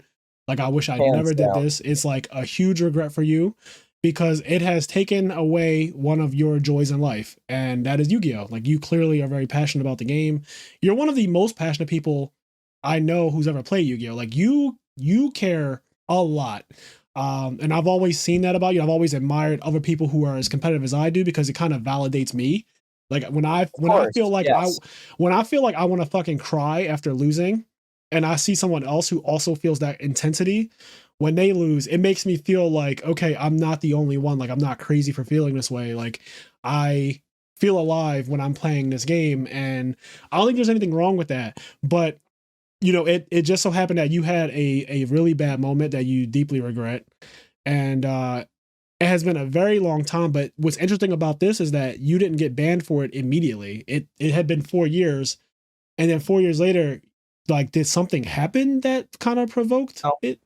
Oh, the continuation of the ban, or no, like the initial. Well, no, you're saying you didn't get banned until 2018. So when you got banned, what was the reason, or what did they say the reason was? I mean, they put it down in the email as online harassment. Okay. So I'm assuming. Yeah. That I mean, that's a very broad. Yeah, that could be anything. But would assume, considering I barely know how to use the internet, that it was what I said in 2014. Okay. All right. So I do have. Well, this question comes from Dominic Roberts, one of the people in our Discord. You kind of already answered it, but he said, like, what was going on in your head during that verbal explosion? And like, how did you learn and grow as a person as a result of it? I guess that is still something that you could answer though. Like, what was going on in your head, and like, how did you learn and grow as a person since then? So basically, this is what actually transpired that night. We had many people from California calling my grandmom's house. I lived with my grandmom at that time. I remember that. Yep. Yes. And they kept waking her up over and over and over again. At this point, it's between 12 and 2 a.m. Finally, my grandmom is very upset, like extremely upset, visibly upset, which made me extremely angry because she doesn't deserve this. You know, if you're going to blow up somebody's phone and prank call them, just call my phone, you know? Yeah. And at that point, that's when I made the comment. And if people were to ever go back and look at that comment and scroll up from that comment, you will see where I'm literally telling them at least 10 to 15 times, stop calling my house, stop calling my house, stop calling my house. Yeah. And they did not. So I then said something extremely stupid. Yeah. And as far as how do I feel like I've changed as a person, I mean, I think the best way to describe change is think about yourself 8 years ago. Yeah, and see I do. where you are. I think about it where often. you are now. I am embarrassed. Like, honestly, not even kidding, not even just trying to be sympathetic towards you. And I talk about this with Kenny all the time, and we talk about this on a podcast. It comes up every once in a while, like how different we used to be as people. Like the things that we used to do in our young 20s. Like at 24, the things that I was doing and saying to people and just like I'm just not the same person at all anymore. Like I am so far removed from that. And it took a lot of growth. It also took a lot of checking my own ego because I was egotistical as fuck. And I always remind people, like, I know that a lot, you know, I have fans and like people who love me because they don't really know like the toxicity that was in me when I was younger. Like they don't know the ego tripping, like treat your friends bad, say crazy things to people, like validate people by how many tops they have or like who they are and stuff like that. Like there's a lot of toxicity that I have had the blessing and the patience and the grace to have grown out of. And I reflect on it often to like keep myself humble because what starting this podcast for me was very scary. Like I could have started this podcast and no one could have listened. Like it could have fell flat on his face and everybody could have been like, you know, I don't fucking like this guy. Like this is a great opportunity to show him how much I don't like him, you know? And the whole community could have rose up against me and been like, this is not a good person because of things that I've done in my past or things that I've said. And I'm really grateful that I had room to grow and that I am not judged by my lowest moment. I think that's kind of the overarching point of what I'm trying to get at is that I think it is wrong to judge someone solely off of their lowest point, especially if that person has exuded like growth and that they're trying to move past something or like they have atoned for it or they genuinely feel apologetic for something that they've done. I think that everyone should be given, you know, grace and room to like grow and, you know, some things, obviously, there are people in history that like they can't come back, right? And I'm not even going to name trigger word names, but like you guys know who I'm talking about. There are people who have done things in history that like they can't come back because they have actually taken action. They have done things that are like that is just terrible, right? But like, you know, cyberbullying and stuff like that, like there's not a single person on the internet who has not said something wild. Like I don't care what you guys say. You can sit there and be judgmental right now and act like you don't know what I'm talking about, but you have said something to someone or you have texted something to someone that is 100% wild and it's something that you might have done 10 years ago, something that you might have done 2 years ago, but I bet that you don't feel the same way you felt about it when you initially wrote that. And it's not who you are. Like that doesn't define you as a person completely. Like that is not all of you. All of you is not in that one moment that you've had.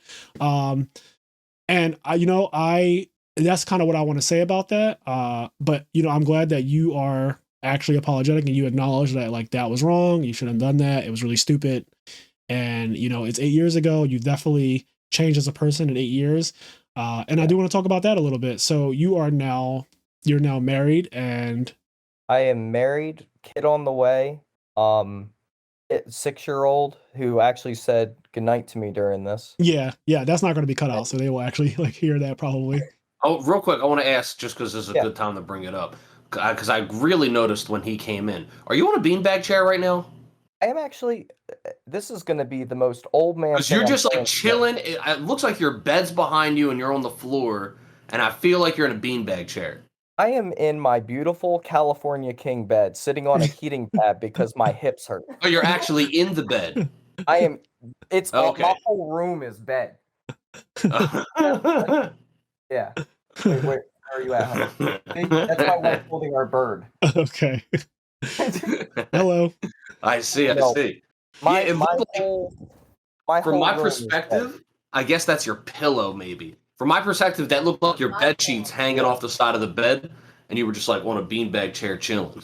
I wish, but no. Sadly, I am currently nursing my my bad hips because I've been bowling 6 days a week. So. Okay, so that's something else. So outside of marriage, and congratulations on being married and having a kid on the way. I wish you much success in that. Outside of Yugioh and outside of that, you post a lot on Facebook about bowling. And now I am terrible at that game. I've tried it like twice. I fucking suck. Like the way, like if you know me for being good at anything else in life, I am the opposite in bowling. I don't know what it is about me, but I can't dance. And I can't do things that require good hand-eye coordination outside of video games. So like I'm not good at sports like basketball, football, stuff like that. I just can't. I'm just not good at it. And bowling is one of them. I tried it with coworkers like years ago because for some reason coworkers love going out to fucking bowling as like a social event. And every time I've tried switching up my form. I've tried all types of things. Granted, no one is teaching me either. Like no one is out there being like, okay, this is what you're doing wrong. But me trying to figure it out on my own, I've definitely hit like 2 strikes in my life.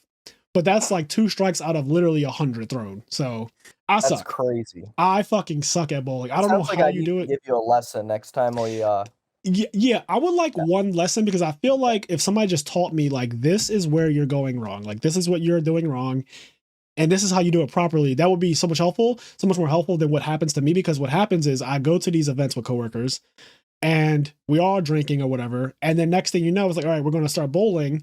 But everyone just knows how to do it already. It's kind of like playing spades in the Black community. Like people just fucking know how to play spades. If you just go to a Black event, they just know how to do it. And if you don't know how to do it, guess what? No one's going to fucking teach you because no one wants to be the guy teaching a kid how to play spades. So you just have to learn.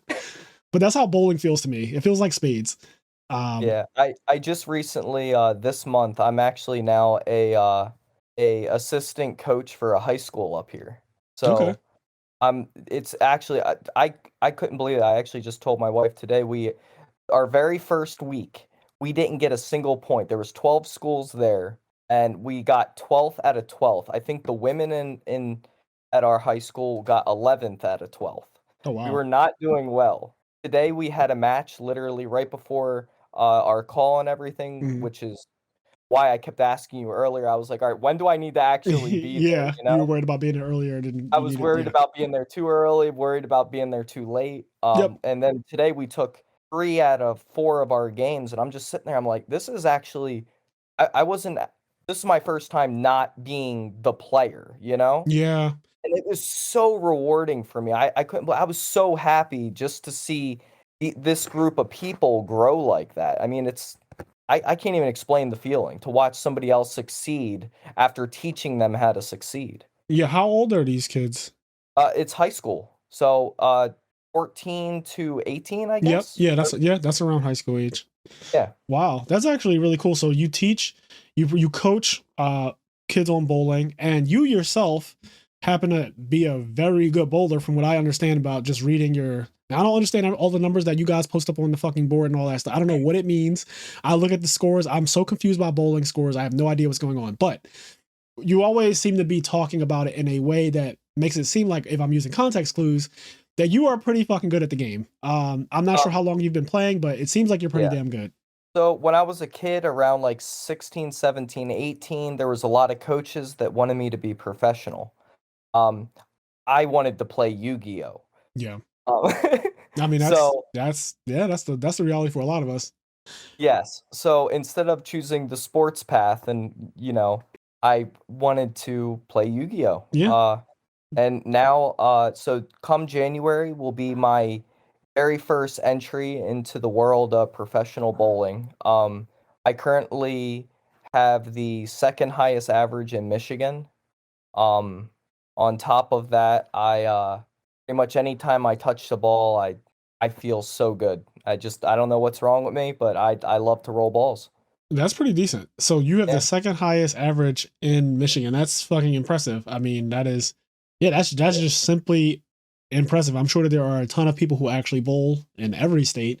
But yeah, that's really nice. So you're gonna go full professional mode starting in 2023, you said?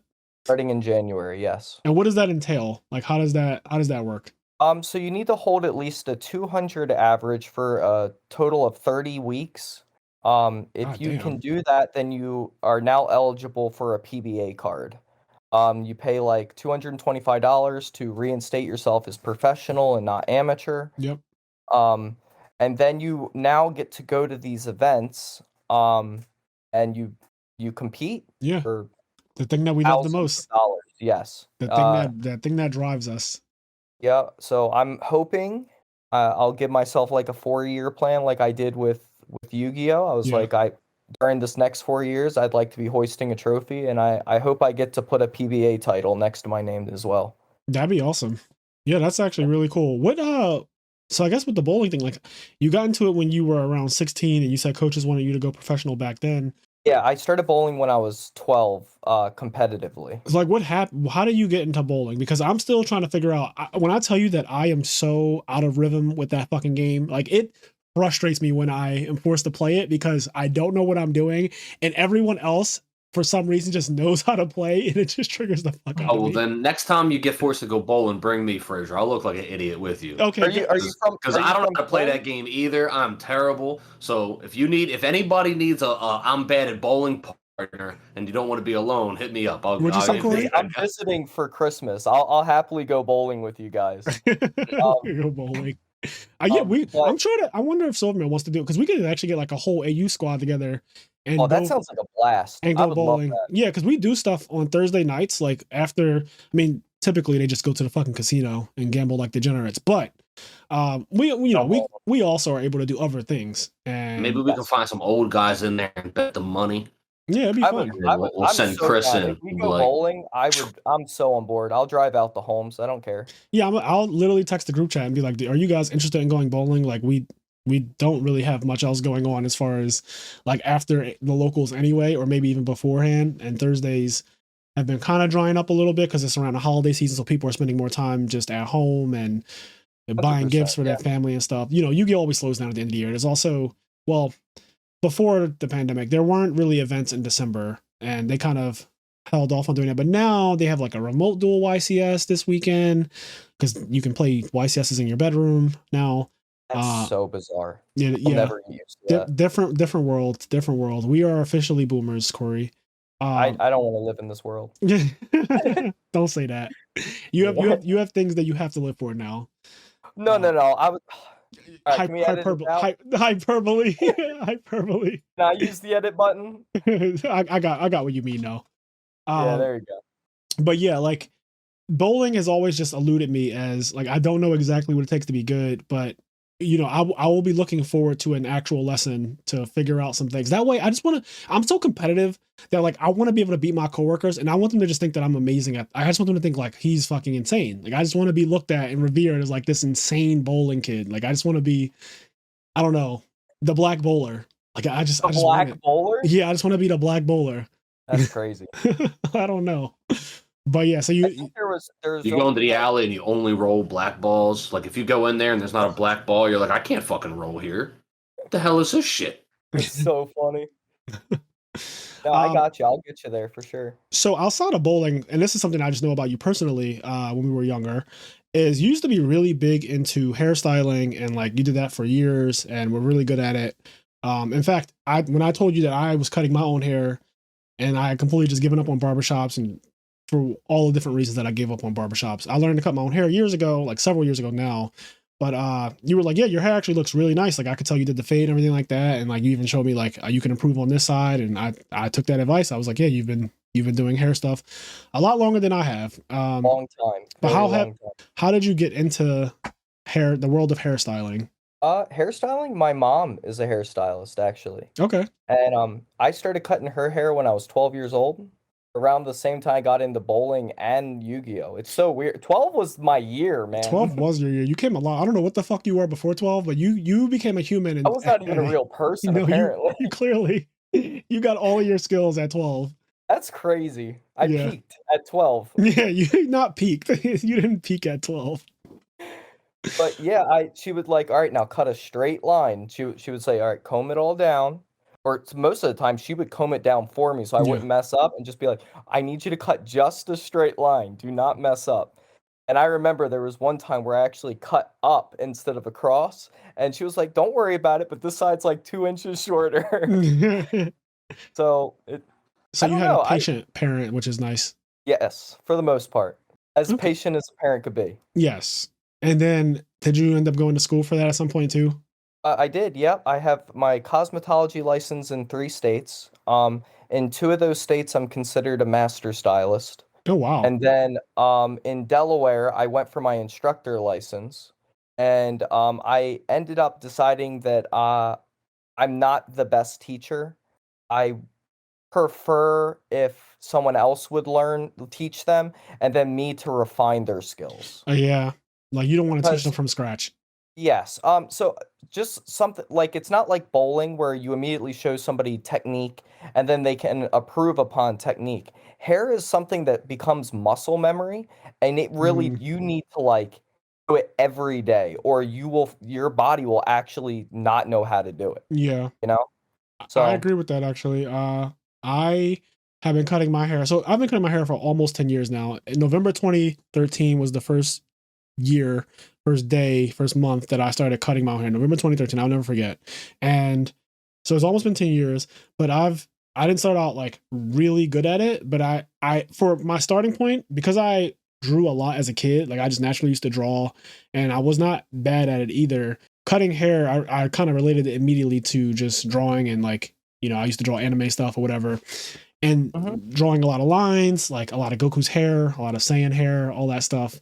When I finally started to cut hair, I was like, okay, I can actually do this. And then you learn how to fade, and that's much, much more difficult. But over time, you like refine it, and you get better at it. And I agree. I feel like you do with the whole teaching thing. Like there was my one friend, Lewis, who wanted to start learning how to cut his own hair as well. And it didn't dawn on me until he wanted to do that, how difficult it is to show somebody how to do it, because like you said, it's muscle memory. So whereas something comes easy to me, for example, to cut my own hair, I use a 3-way mirror. I have a mirror that I can see the back of my head, the side of my head. I can see my head from every angle possible. Right? That's awesome. So a 3-way mirror is the only way that I recommend people cut their own hair, especially if you're going to do like detailed fading and stuff like that on the back and all that. But when I was showing it to him, he's not used to looking in a mirror and holding his hands and like using clippers. So immediately he has like stupid fingers. Like his hand is just like not moving correct. Cause you know how it is when you're looking at your reflection, everything's amazing. Everything's reversed. But for me, I didn't realize that how much muscle memory I had, but I would just like grab the clipper from him and just start fading my hair. Like start doing it. It doesn't, to me, it doesn't even seem like I'm looking at myself reversed. Like it just feels like I'm literally just cutting my hair exactly how I need to, but you take it for granted when you've done it so long. And then when you go to teach someone, it's kind of frustrating because it's like, damn, your body, like your actual physical body doesn't know what to do. It's not something I can really like I can try to tell you like, hey, think about it like this, but if you don't get it, you just have to practice it on your own. Yeah, like I can teach people hand position, but at the end of the day, it's something they have to do. Yes. Yeah. Yeah, that's a very real thing.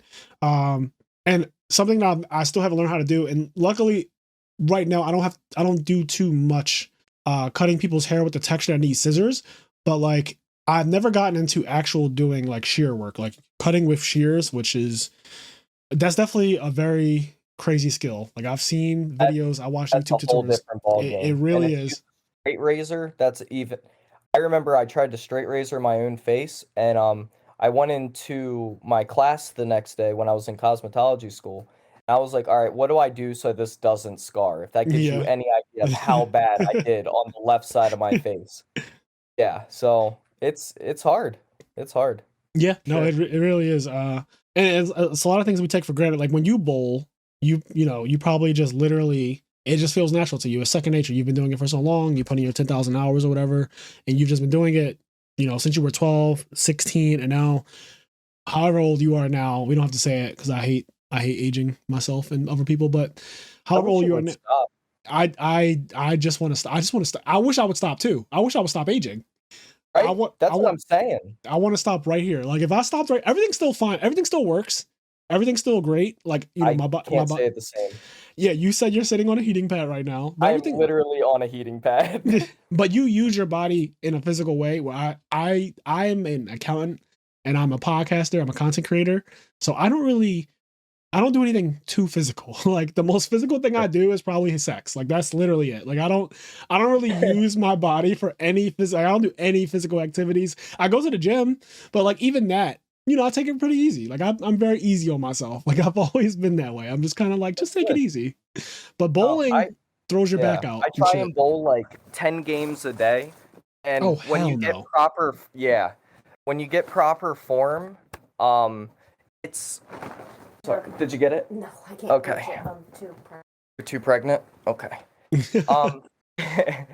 So I like to compare it to ballet, actually. Because when you achieve proper balance through your steps and everything like that, you feel every muscle you have never used. I cannot explain it. You don't move the next day. I believe you. I mean, after a really crazy workout, the next day you feel it, and it's like this was not worth it. Nope. It's never worth it. But then eventually you're like, okay, I'm starting to see results, and that is the best feeling. Like making a breakthrough. Whenever you start to bowl and realize, like, holy shit, I'm getting it. Like I'm finally understanding. Oh yeah. What I need to do. It's just so interesting to me that bowling is like, so you at a very simplified, on the outside looking in level, you are doing the same thing over and over. Like it's just repetition. Constantly throwing the ball, trying to hit a strike, right? Like that is the goal. The goal is just to hit all the pins down at once, right? Like that is the initial at a very basic level. Right. So at a basic level, that's exactly what it is. But now if you go to like regionals or even PBA events like that, they change up the length of the oil pattern. They'll change the volume of how much oil they put on the pattern. They'll also make zones where on the pattern where you can't even throw it. If you throw it there, your ball will actually just go pin straight and probably into the gutter. Oh wow! So they make bowling is golf. Okay, so there are many different surfaces. There's like your urethane surface. There's your solid surface, which is very abrasive. Then you have like a pearl finish, which is by its word, like it's smooth like a pearl. Yeah. And that, so say if like there's a little bit of oil on the lane, just like a very thin layer, you're gonna want your ball to go much longer before it comes off the break point and hook and hit the pocket, So you want to use a pearl ball so it goes longer. If you want it to hook earlier, you'll use that very abrasive bowling ball, Okay, so yeah, I know exactly I know. I'm following. So, got it? So it sounds to me like shit. One of the key skills in bowling is actually adaptability. It sounds like. Yes. Oh my goodness, yes. Every tournament is different. Every lane you bowl on is different. And honestly, even if you bowl on a different lane, 3 lanes down in the same exact place, that lane's probably going to be different. Wow. That makes the game. You just added so many layers to it by just that little spiel right there, and that's really cool because, like I said, I'm an outsider, so I've only ever bowled at shitting bowling alleys that people go to after work to get drunk mainly, and bowling is just kind of like an afterthought. That way. Yeah, but like it's interesting to know that on a competitive level, there is something happening, below the surface that is much more intricate. It's really hard. Okay, like I like to know that. Yeah. On a house shot, so a house shot is just like you walking off the street, going into a bowling alley and bowling there. Yeah. On a house shot, I shoot very well for myself. on a sport pattern, I'll still shoot pretty good, but I need it's the difference between playing a trap deck or playing combo. It's like, all right, Yeah. if I play combo, I need to learn what a YouTube video is. Yes. If I play, yes, if I play a back row deck, I need to know what what all my opponent's decks do, so I can interact with them. You know, Yeah. that's just at least that's how I always look at it. I always thought back row decks were so much harder to play. I agree, because a combo, you can literally memorize a combo from a YouTube video. You do the combo, and your opponent probably loses if the combo is strong enough. Yep. And that's kind of how that goes. But if you playing your cards like slowly in a correct order, not knowing when to not play cards is even more important. Knowing like I don't have to respond to that. That does not threaten my position in any way. Like learning that skill is incredible too. But yeah, I like knowing that there's like all these intricacies to bowling. I don't want to take up too much more of your time, but I do have a few more questions that are just rapid fire, like kind of from our Discord, and I don't want to forget about them. So before we jump into those questions, I'm just going to give a shout out to the people on our Patreon. Thank you guys so much for supporting. As we always say, it goes a long way. On our Patreon, we have Connie, Austin, Leon, Quest, Garen, Xavier, Hylian, Dimitri Barnes, Alexander Brissett, Vinny Casello, Giovanni Avalos, CJ, WK Dad 1, Dan Variable, First to Home, S. Akuma, Mitchell Niles, Midwest Gaming, Dimitri Safirdas, Vince Marquette, Dallas Bailey, Roz Weiss, Nick Stango, Hansel, our two-time national champion, Vincent Zen, Sarah Maria, Sunny Top Cut Podcast, Alex Ahern, Philip Campa, Jalen Haskins, Arale, Melfi Slump, Kang Petty, Chris Lynn, and our newest Patreon member, Jeff Luang. I hope I'm saying that correctly. Thank you guys again. We really appreciate the support. And let's get into these questions. So one of them comes from Quest, and it says, favorite deck you've played? Like just period. Favorite deck, period? Yep. Infernity. Why is that? That deck is so cool. Wait, who asked this question? Did you say Quest asked this question? That's from Quest, yes. Isn't that Quest's favorite deck? It actually is Quest's favorite deck. I'm glad you pointed that out, Kenny. That he loves that fucking deck. Dude, name another deck in Yu-Gi-Oh! Where you have to be like, all right, hold up, I got to get rid of all this advantage real quick. Yeah. You know what I'm saying? Yeah, you definitely do got to go like minus to go plus. It's just so backwards. It's just fun to play. It is. There's nothing quite like it. I'm sorry to cut you off, but yeah, there's nothing quite like it. Yeah, no, that deck's so fun. There's so many, like, I remember I just randomly build it from time to time. Even now, I'll just throw it together. Yeah. Now it does, you go through 3 Saryujas, draw 4 each time, put 1 back, try and find the next starter, special summon it out of your hand, and it's like a 500 part combo, but you just, the whole time you're like, all right, let me get rid of these cards. Yeah, no, Infernity definitely, nothing quite plays like it. And I think that is actually cool to think about, which I really haven't thought about until this very moment, like how different it is from all of Yu-Gi-Oh's history. It's like the one deck where going minus is the goal. Okay, so this one comes from Vinny Casello. You know Vinny, another Delaware native. Vinny. Yep. I love Vinny. Vinny says, can you remember your favorite match, like who it was, and like what were the decks? Your favorite match? If you want me to be completely honest, Fraser, and this is not because, like, for you, but it's actually online. It was a Lightsworn mirror, you and me. Oh, God. And it was at a regional at Days of Nights. Oh, my God. It's online? It is online. What the fuck? Fraser, like, this might just be a repressed memory, but I have never drawn so well in my entire life.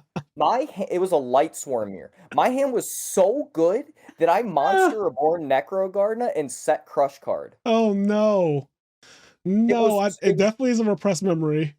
Yes. No, it was like a 3-minute long match. It had to be like in 2009 or some shit, right? Like it had to be. It was so long ago. But that's the only time I remember, like, because people sometimes ask me, they're like, what's the best hand you ever had? And I was like, sorry, Fraser, I gotta tell him the story. Damn.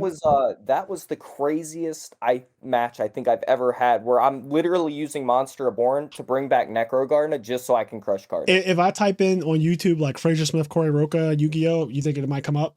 It'll 100% come up. All right, I'm gonna watch it after this podcast because now I'm interested. And I definitely, like you said, repressed memory for sure, because Loss is It was where, dumb. like, remember how I talked in the beginning of this podcast? Loss is where you just get fucking destroyed. Like, it's not even Yeah. close. Are the funniest thing to me. Like you said, it's a 3-minute match. You just kind of sit down and it's just destruction. I used a different word It earlier, didn't even but make sense. destruction. Yes. Okay, so I think there's only wait, let's see. Where do you have Dominic Roberts says, are you aware that you dissolved the black and brown relations with YCS Atlanta by being the first Caucasian to win it? I'm the bridge. What can I say? I'm the Yeah. bridge. You're the first person who's not a minority to win YCS Atlanta. That's interesting. That's so crazy. I yeah. remember you telling me that I told too. you, it's You like, were how does it feel to be white and a YCS champion? because it's crazy. Like YCS Atlanta, it literally went. So before me, it might have been like Jerry Wang or something, who's also a minority, obviously. But then it Yes. was me. Then it was I don't want to say his name wrong. Henderson, Marcus Henderson or Maurice Henderson. Marcus. Okay, yeah. One of those. Something Henderson. And then after Yes. that, it was Christian George's. And then it was you. So yeah, you broke a long line of minority winners in Atlanta. I don't know how you mustered the strength to do it, but when I saw the finals was you and Dan Cunningham, who also is Caucasian, I was like, man, this is the 1 year where it's not going to be. This is the 1 year. Yeah, the 1 year. But that's dope. It's so funny. Also I missed one in 2016. I believe Jose. I forget his last name. I don't know how to say his last name correctly, so I'm not even going to try. But Jose won 2016 Atlanta. He's also a minority. But yes, a long line. 2018. Because was there in Atlanta 2018? There was. I actually played Paleozoic and bubbled. Okay, I'm going to look it up because I am genuinely curious myself. So let's see. Okay, so 2018, the finals of YCS Atlanta 2018 are underway, and it looks like the Blessin, who's black, played against somebody named Jeremy Mitchell, who's black. So it was a black guy mirror match, and the guy Jeremy Mitchell actually won with Pendulum Magician. So right after you, it continued with, black domination. But yeah, yes, you kind of broke it up. Crazy. You were like you said, you were the bridge. But yeah, that's actually really interesting. Okay, so that was that question, and let's see, what else do we have? Okay, this is the last one. So Dominique also says, and this is a good one to kind of end it on too. Like, what would you tell yourself, like the version of yourself from when you were 24? What would you tell yourself if you could go back right before you hit post on that particular message? Deep breathing, be calm. Yeah, like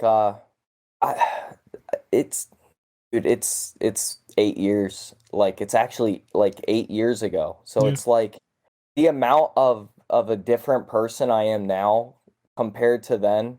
I don't even think I would have listened to myself if I got to go back in time. Like I was so strong-headed and just Yeah, I know exactly what you're describing. There's no way. I think I still would have said the same thing that I said because I wouldn't have listened to me because I wasn't interested in listening to what people had to say. Yeah, I was just interested that was me in too. myself. That was literally me too, Corey. Not even and it's funny you say that because literally over the course of Thanksgiving week, me and Kenny had a conversation about that because there was an incident that happened with like me and another friend, and like what you're saying literally it's me. It's like a reflection of myself too. I would not have listened. The 24-year-old me would not have listened to the Fraser that I am right now. Like it just, I know myself that well. I know how unchecked like my ego and my anger was at that time, and how unapologetic I was more than anything. Like I was super unapologetic. Like I would not feel bad about anything that I said or did when I was younger, because that's just like how fucking bad it was. Like I was just unapologetic about everything, and like now, like I'm just not that person anymore. Like I'm just things to me, it's worth more, and to have the peace of mind to know like it's not that deep. Like I'm not going to hold on to like resentment and hatred. I let that go, and if I continue to live my life where like I'm in this unapologetic, I'm right and like you're wrong, and like if I just continue to hold on to like those types of things, like I can't grow as a person, but also it just keeps me in like a state of, my own misery, like your own personal hell. It really is. Absolutely. But yeah, that's an honest answer to say like yourself, your younger self, even though you would tell yourself like, deep breathe, calm, do not like, obviously don't fucking do that. That like your younger self would have been like, all right, so anyways. I wasn't listening to anyone, including myself. Yeah. Crazy, but that's life. That's the interesting thing about life. I will say this, as I like to wrap it up and kind of put a bow on this whole thing. I do hope that Konami allows you to play Yu-Gi-Oh again. I, for one, genuinely believe that you are not the same person you were 8 years ago. I don't think that the community is in danger or anything, having you around. I think that you are actually a pleasant person. If people get to know you, you're very funny, and also just very competitive. And I think that is something that, it's I love having a lot of competitive people around, and everyone makes mistakes. Everyone has done their dirt.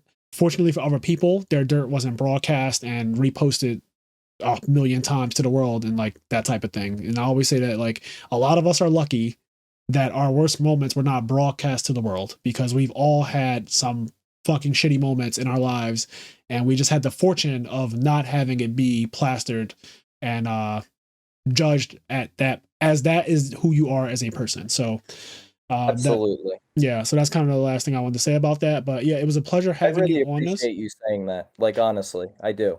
That means a lot to hear. I don't, from then to now, I'd obviously, like, the people on the outside looking in, granted we've known each other for a very considerable amount of time, Yes, but for the very long people time. looking in, I don't, as far as my Yu-Gi-Oh career, which, I mean, it was a great ride for sure. But Yeah. now I'm looking at it, I'm like, the only thing I would love to do is go to Worlds. So if I were to compete again, I would 100% be doing the Worlds grind. Yeah. But above all, my kid is 6, right? So, like, he's starting to be like, I want to collect Pokemon cards. I want to collect Yu-Gi-Oh cards. Yeah. Like, I would, now being a father, that would mean the world to me, to be playing in the main event, and then my son is playing in the Dragon Duel event, and then after each round, like, it's what dreams are made of. And then you go and talk to each other, talk about your rounds and everything like that. Like, that is, like, that's what I want. Like, that's genuinely what I want, Yeah. That is an No. interesting consequence when you think about it. Like, it's been so long, you got kids now, and keeping you banned, like, even if you don't want to play anymore, keeping you banned inadvertently, it, like, bans your kids in a weird way, because, like, you're the Yeah. one that's got to take them there. Yeah, it is strange to think, like, not strange, but it is interesting to think about. They say things like, and this is not directed at Corey, but I've heard this recently, actually, like, the sins of the father, like, affect the child, right? Like that. Yes.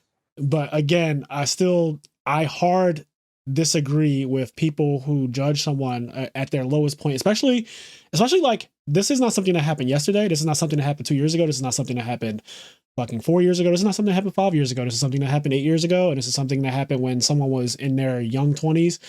And I just firmly know that I personally, like, I have a stake in this, because I personally would not want to be judged at my lowest point, because I have some very dark low moments. But again, some of them are with, like, my family and no one else knows about it, and some of them are, like, with friends and no one else knows about it. And again, that's fortune that it's like that. But to have a kid now, your whole world has changed, and, like, the things that were important to you before and the things that would make you angry then do not necessarily drive you and make you angry now, or, like, you've changed, like, your mindset of, like, what matters to you. And looking at your kid who's like, I want to collect cards now, definitely makes you think, like, damn, I really would love to do a Yu-Gi-Oh thing with you. Like, no matter how big or how small, even if they didn't want to be as competitive as you were, like, it would still just be fun to relive and watch them grow up in that. I'll probably never want to play, like, as hard as I did before. I don't think any of us could ever do that again. I'm too old. Yeah. Like, to be frank, we just have different responsibilities now. I personally have a lot more responsibility. And now that I've stepped into, like, this content creation space, this shit is time consuming. It is. Oh, I'm sure. It is time consuming. Like, doing it is crazy, because, like, doing a podcast is one thing, and that does take up a considerable amount of time.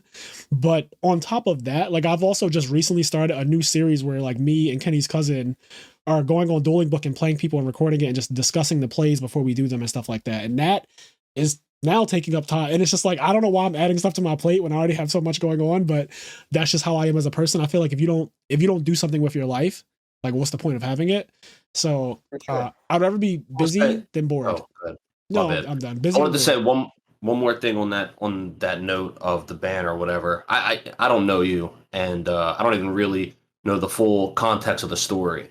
And so without that context, I'll say that you said that the ban was for 3 years. And I'm the kind of person that I think that whatever it is, if somebody gets issued a punishment, if the punishment is served, like in my mind, what that means is that you serve the 3 years pass, and then that 3 years is almost a probation period to say you can't do anything for 3 years. And if you're still an asshole 3 years later, if you're doing this shit 3 years later, that's why you get denied. So if 3 years pass, that you serve the time period, and then if you look at the person, you go, okay, there's been no more infractions. I don't understand. Like to me, I've never agree with punishing somebody after they're punished. Like I don't agree with the fact that felons aren't allowed to vote for president. Like you went to prison, you did your time in jail. Why can they not vote for president? They still live in this country. They're still part of our system. So I don't ever agree with punishing somebody after they've been punished. And so yeah, that's my take on it. One thing I'd like to add to that is I mean this is as honest as it gets. You could probably tell after I say it. After that comment that I made in 2014, if I was Konami, I would have permanently banned me. That's what I was gonna say that, but I didn't want to say it. I swear to God, I was literally going to say that exact thing. If they wanted to ban you forever, right? If the intent was like, we're not going to unban this person, then just make it known from the onset that don't give me 3 years, like just ban me forever. And that way I know what it is, you know what it is, and I can move on. And there's not like this this kind of limbo that you're in right now. And this is not like an attack on Konami. Like I'm sure that they had a reason for doing like a 3-year and then a reevaluation and all that stuff. But at the same time, it's just like if you felt like you don't want to unban someone, and this goes for everyone who's been banned and then they have not been unbanned.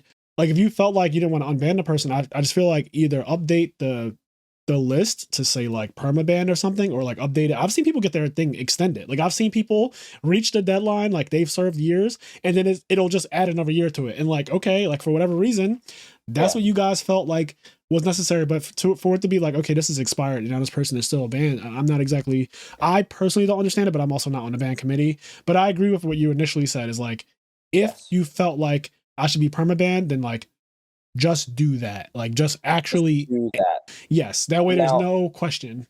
Right. But then the other takeaway is, all right, so you didn't ban me in 2014 for the egregious thing that I said. Mm-hmm. It's then in 2018, I obviously was not causing any harm to any person, to anything, during that time period. Yeah, it's interesting when you think about it. In a dangerous sense, I guess I should say. In a dangerous sense, Yeah, like if you think about it, if somebody says something in 2014 and then 4 years later, like they've never acted on it, they've never made any like notion threats, nothing. Yeah, like nothing that made me think that like they're actually going to act on it. I really don't see the I can understand like you issue a punishment, right? I get like you're saying, oh, this is something that maybe they didn't know about. Maybe we weren't aware that this happened. And like we found out about it 4 years late or whatever. And like, okay, we want to still punish you for this because this is a punishable thing.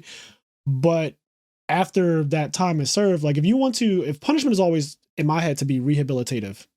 So do you think that 3 years, like from speaking from Konami's perspective, do they think that 3 years was the rehabilitation period? Because if not, then like why not make it longer? If you do think that that was the appropriate amount, you guys gave 3 years for a reason, I would hope, then like 3 years is done. Yeah. Now what are we doing? After serving my 3-year sentence, I would literally never do anything to jeopardize the privilege that I was like. I didn't look at it like a privilege. It was like, oh, I'm just gonna go play some Yu-Gi-Oh. Yeah. But it really is. Like when I have a tough day now, and I'm like, man, I'm just gonna go. I had a horrible day, but you know what? It's cool. I got a regional this weekend. That'll take my mind off it. Yeah. I had to relearn and restructure my entire way of thinking because in a way, Yu-Gi-Oh! Card games in general was my escape. Yeah. So I totally get that. Yep. So I don't know. In a way, I mean, I am here now. I would say the 3 years made me a better person. Yeah, and I think also time in general, like even past like the 3 years, like in general, I think that people grow and evolve and change, and we should all be given the room and the grace to do so. And that is kind of like my final thoughts on this whole thing, is that just give people the room to grow and have grace for their mistakes. We all, literally everyone has made mistakes. And I just think that like you should not judge people based off of their lowest moments, because if you can do that to someone else, then do the same thing to yourself. That's how I feel about that. All right. Well, guys, as I always say, do the things that make you happy. And Corey, well, I feel like you've already kind of given your closing thoughts, but I do genuinely hope that Konami reconsiders your ban. And I would love to see you playing Yu-Gi-Oh again with your kid, and like in general, like doing the world's grind, maybe going for your goal of becoming, a world champion or going to worlds. And that would be dope to see like in the future. So hopefully the future holds something nice for you. And if nothing else, like congrats on the kid you have on the way. Congrats on your marriage. And also good luck on your professional bowling career and everything. I hope that works out really well for you. I hope that you do get to add that trophy to your YCS title. I would love that. Yeah. All right. If that is everything, I think we're going to get out of here. We'll see you guys in the next one. Peace. Peace.